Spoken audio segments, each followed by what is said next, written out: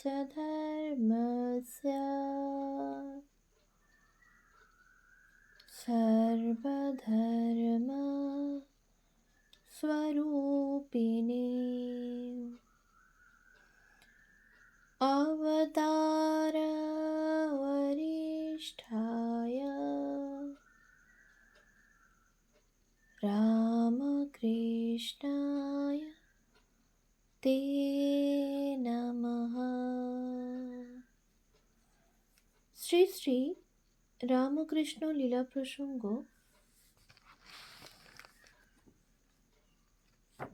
প্রথম ভাগ, গুরুভাব পূর্বার্ধ। পূজনীয় স্বামী শারদানন্দজি মহারাজের রচনা। পৃষ্ঠা সংখ্যা 144। গুরুভাবে নিজ গুরুগণের সহিত সম্বন্ধ।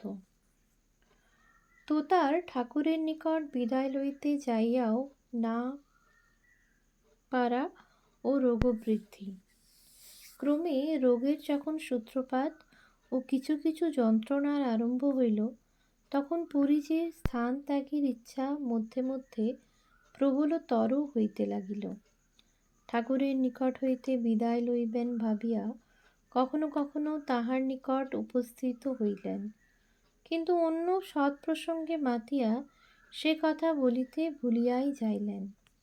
আবার যদি বা বিদায়ের কথা বলিতে মনে পড়িল তো তখন যেন কে ভিতর হইতে তাহার সে সময়ের জন্য বাক্য রুদ্ধ করিয়া দিল। বলিতে বাধো বাধো করায় পরিজি ভাবিলেন, আজ থাক, কাল বলা যাইবে। এইরূপ ভাবিতে ভাবিতে স্বামীজি ঠাকুরের সহিত বেদান্তালাপ করিয়া ঘুরিয়া ফিরিয়া পঞ্চবটী তলে আসনে ফিরিলেন। দিন কাটিতে লাগিল। স্বামীজির শরীরও অধিকতর দুর্বল এবং ক্রমে রোগ কঠিন হইয়া দাঁড়াইল। ঠাকুর স্বামীজির শরীর ওই প্রকার দিন দিন শুষ্ক হইয়া যাইতেছে দেখিয়া বিশেষ পথ্য ও সামান্য ঔষধাদি সেবনের বন্দোবস্ত ইতঃপূর্বেই করিয়াছিলেন, কিন্তু তাহাতেও ফল উদয় না হইয়া রোগ বাড়িয়াই যাইতে লাগিল। ঠাকুরও মথুরকে বলিয়া তাহার আরোগ্যের জন্য ঔষধ পথ্যাদির বিশেষ বন্দোবস্ত করিয়া তাহাকে যথাসাধ্য সেবা যত্ন করিতে লাগিলেন। এখনো পর্যন্ত স্বামীজি শরীরেই বিশেষ যন্ত্রণা অনুভব করিতেছিলেন, কিন্তু চিরনিয়মিত মনকে ইচ্ছা মাত্রেই সমাধিমগ্ন করিয়া দেহের সকল যন্ত্রণার কথা এককালে ভুলিয়া শান্তি লাভ করিতেছিলেন। মনকে আয়ত্ত করিতে না পারিয়া তোতার গঙ্গায় শরীর বিসর্জন করিতে যাওয়া ও বিশ্বরূপিণী জগদম্বার দর্শন। রাত্রিকাল। আজ পেটের যন্ত্রণা বিশেষ বৃদ্ধি পাইয়াছে। স্বামীজিকে স্থির হইয়া শয়ন পর্যন্ত করিয়া থাকিতে দিতেছে না। একটু শয়ন করিয়া থাকিবার চেষ্টা করিয়াই তিনি আবার উঠিয়া বসিলেন। বসিয়াও স্বস্তি নাই। ভাবিলেন, মনকে ধ্যানমগ্ন করিয়া রাখি, শরীরে যাহা হইবার হউক। মনকে গুটাইয়া শরীর হইতে টানিয়া লইয়া স্থির করিতে না করিতে পেটের যন্ত্রণায় মন সেই দিকেই ছুটিয়া চলিল। আবার চেষ্টা করিলেন, আবার তদ্রূপ হইল। যেখানে শরীর ভুল হইয়া যায় সেই সমাধিভূমিতে মন উঠিতে না উঠিতে যন্ত্রণায় নামিয়া পড়িতে লাগিল। যতবার চেষ্টা করিলেন ততবারই চেষ্টা বিফল হইল। তখন স্বামীজি নিজের শরীরের উপর বিষম বিরক্ত হইলেন। ভাবিলেন, এ হাড় মাসের খাঁচাটার জ্বালায় মনও আজ আমার বসে নাই। দূর হোক, জানিয়াছি তো শরীরটা কোনো মতেই আমি নই। তবে এ পচা শরীরটার সঙ্গে আর কেন থাকিয়া যন্ত্রণা অনুভব করি? এটা আর রাখিয়া লাভ কি? এই গভীর রাত্রিকালে গঙ্গায় এটাকে বিসর্জন দিয়া এখনই সকল যন্ত্রণার অবসান করিব। এই ভাবিয়া ল্যাংটা বিশেষ যত্নে মনকে ব্রহ্মচিন্তায় স্থির রাখিয়া ধীরে ধীরে জলে অবতরণ করিলেন এবং ক্রমে ক্রমে গভীর জলে অগ্রসর হইতে লাগিলেন। কিন্তু গভীর ভাগীরথী কি আজ সত্য সত্যই শুষ্কা হইয়াছেন, অথবা তোতা তাহার মনের ভিতরের ছবির বহিঃপ্রকাশে ঐরূপ দেখিতেছেন, কে বলিবে। তোতা প্রায় পরপারে চলিয়া আসিলেন, তত্রাচ ডুব জল পাইলেন না। ক্রমে যখন রাত্রির অন্ধকারে অপর পারের বৃক্ষ ও বাটি সকল ছায়ার মতো নয়নগোচর হইতে লাগিল, তখন তোতা অবাক হইয়া ভাবিলেন, এ কি দৈবী মায়া! ডুবিয়া মরিবার পর্যাপ্ত জলও আজ নদীতে নাই। এ কি ঈশ্বরের অপূর্ব লীলা! অমনি কে যেন ভিতর হইতে তাহার বুদ্ধির আবরণ টানিয়া লইল।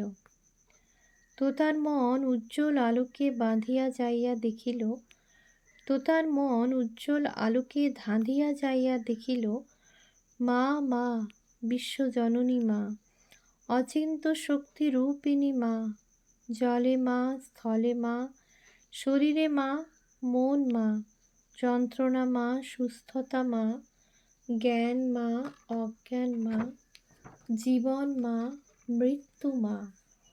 যাহা কিছু দেখিতেছি, শুনিতেছি, ভাবিতেছি, কল্পনা করিতেছি, সব মা। তিনি হয়কে নয় করিতেছেন, নয়কে হয় করিতেছেন। শরীরের ভিতর যতক্ষণ, ততক্ষণ তিনি না ইচ্ছা করিলে তাহার প্রভাব হইতে মুক্ত হইতে কাহারও সাধ্য নাই, মরিবারও কাহারও সামর্থ্য নাই। আবার শরীর মন বুদ্ধির পারেও সেই মা তুরিয়া নির্গুণা মা। এতদিন যাহাকে ব্রহ্ম বলিয়া উপাসনা করিয়া তোতা প্রাণের ভক্তি ভালোবাসা দিয়া আসিয়াছেন, সেই মা। শিবশক্তি একাধারে হরগৌরী মূর্তিতে অবস্থিত। ব্রহ্ম ও ব্রহ্মশক্তি অভেদ। তোতার পূর্ব সংকল্প ত্যাগ।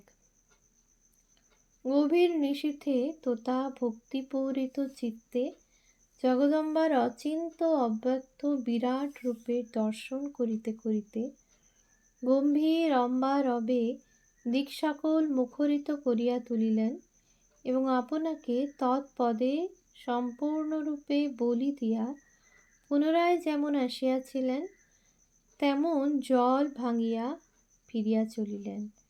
শরীরে যন্ত্রণা হইলেও এখন আর তাহার অনুভব নাই। প্রাণ সমাধি স্মৃতির অপূর্ব উল্লাসে উল্লসিত। ধীরে ধীরে স্বামীজি পঞ্চবটী তলে ধুনির ধারে আসিয়া বসিয়া সমস্ত রাত্রি জগদম্বার নামে ও ধ্যানে কাটাইলেন। অসুস্থতায় তোতার জ্ঞান ব্রহ্ম ও ব্রহ্মশক্তি এক।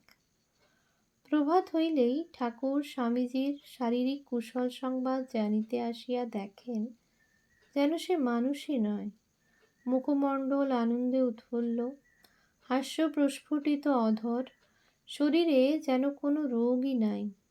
তোতা ঠাকুরকে ইঙ্গিতে পার্শ্বে বসিতে বলিয়া ধীরে ধীরে রাত্রের সকল ঘটনা বলিলেন।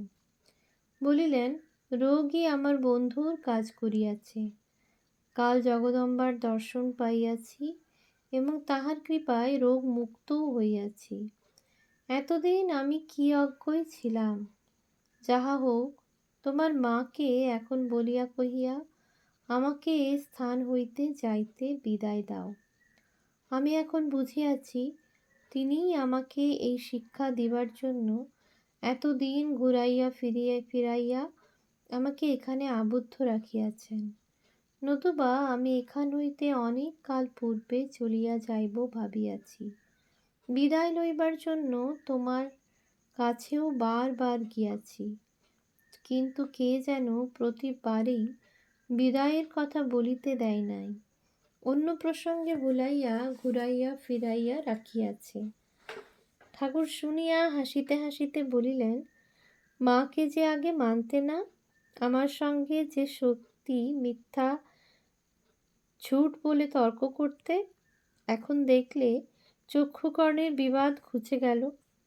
আমাকে তিনি পূর্বেই বুঝিয়েছেন ব্রহ্ম ও শক্তি অভেদ, অগ্নি ও তার দাহিকা শক্তি যেমন পৃথক নয়, তেমনি তোতার জগদম্বাকে মানা ও বিদায় গ্রহণ।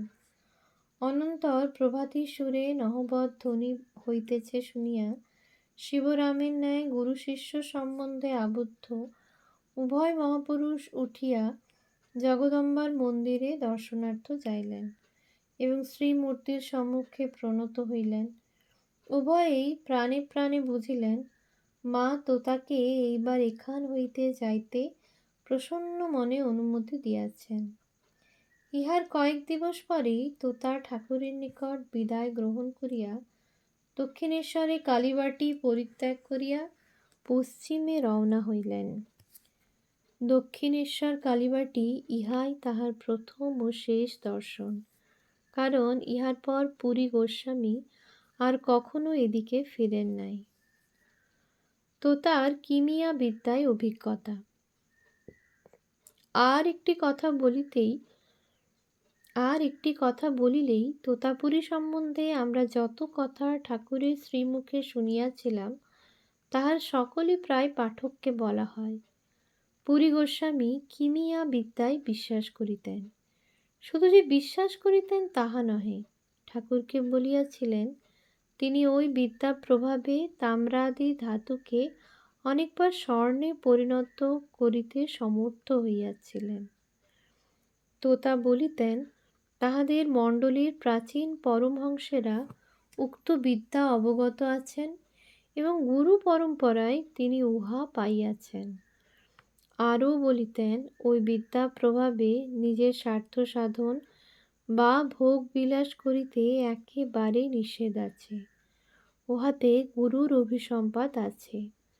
তবে মণ্ডলীতে অনেক সাধু থাকে, উহাদের লইয়া কখনো কখনো মণ্ডলীশ্বরকে তীর্থ হইতে তীর্থান্তরে গমনাগমন করিতে হয় এবং তাহাদের সকলের আহার আদির বন্দোবস্ত করিতে হয়। গুরুর আদেশ ওই সময়ে অর্থের অনটন হইলে ওই বিদ্যার প্রয়োগ করিয়া তাহাদের সেবার বন্দোবস্ত করিতে পার। উপসংহার। এই রূপে ঠাকুরের গুরুভাব সহায়ে ভৈরবী ব্রাহ্মণী ও ব্রহ্মজ্ঞ তোতাপুরী নিজ নিজ গন্তব্য পথে পূর্ণতা প্রাপ্ত হইয়া ধন্য হইয়াছিলেন। ঠাকুরের অন্যান্য শিক্ষাগুরুগণও যে তাহার সহায়ে এই রূপে আধ্যাত্মিক উদারতা লাভ করিয়াছিলেন, সে বিষয়েও আমরা ইহাতেই বেশ অনুমান করিতে পারি। ওম ইতি। শ্রী শ্রী রামকৃষ্ণ লীলা প্রসঙ্গ গুরুভাব পর্বে পূর্বার্ধ সম্পূর্ণ। ওম ওম শান্তি শান্তি শান্তি। হরি ওম তৎসৎ। শ্রীরামকৃষ্ণার্পণমস্তু।